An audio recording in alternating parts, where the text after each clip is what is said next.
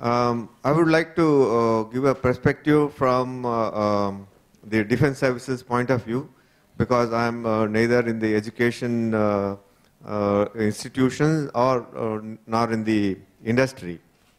Uh, uh, we are the users or the beneficiaries of both of these. Make in India is more relevant to us, to the defense industry, because for our country to be safeguarded and to be secure, we have to be self-reliant. Okay. To give an idea from the naval point of view, we are saying now we have started building our own warships and aircraft carriers, but how much of it is indigenous content? The ship's operations can be divided into three aspects, that is the float, move, and fight. The float is the designing of the ship's hull and the deck machinery and such things. So in that part of the shipbuilding, we are at about 90% indigenous capability. When it comes to move, that is the propulsion engines, shafting, propellers, and the auxiliary equipment and systems, we are somewhere around 40 to 60%, depending on the type of the propulsion, whether it is a gas turbine or a diesel engine or a steam with the boilers. When it comes to the fighting aspect of it, that is the weapons and sensors, we are very much low. It is somewhere or between 25 and to 30%. Most of the weapons and sensors we import from various countries, starting from US, UK, France, Germany, and it goes to even to the other side, to Korea, all over the globe. We have some 54 types of radars and some 28 types of sonars and various things. In this, there is definitely a need to indigenize and to be more self-reliant. Now, for us to make sure that how Make in India happens, we have to first of all map the requirement and map the expertise that is available. Even if we want to indigenize something, we don't know which academy we should go to get some consultancy or some help. Of certain areas we have come to know, like for example for our marine infrastructure or some civil structure, we go to IIT Chennai, or for some, we have taken some consultancies for boat designs and to carry out some wind flow effects or turbulence in onboard aircraft carriers if we fit something on the flight deck with IIT Kharagpur.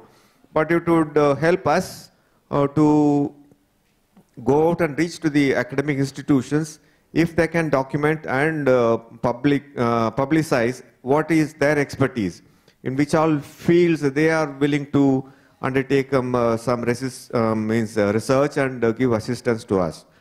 And similarly, we are also in the process of documenting what are our needs, which are the things which we feel that can be indigenized. If these two things are initially started up and mapped together, I think we can initiate it and it can progress well. And towards the aspect of research, the defense services have also taken some interest in promoting research within the services as well as using the institutions. We have Army Technology Board, Naval Technology Board, or Naval Research Board by the DRDO, and INTB by the Navy, wherein this is mostly applied research, where in the field, if they find something needs to be modified or something needs to be improved, they come up with some proposal and we tell them to link up with some academy where they can get the consultancy, and then we fund these projects. But these projects are facing problems in going ahead smoothly, in the sense these projects are being sanctioned and being operated using the defense procurement procedures. Research is not a procurement. For research, you have to give them fund and free hand for them to use that money to be expended, and probably at the end of it, you may not get the expected result. But research is such. Whereas in our defense procurement procedures, they are asking for, like in procuring equipment, the institution should give a performance bank guarantee, or we should have some LD clause in when you are offering some project, which I think will definitely stifle.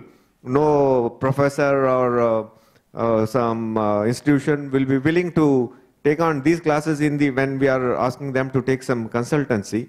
So we are working on that, how to go about either giving a concession or formulating different set of rules for Make in India.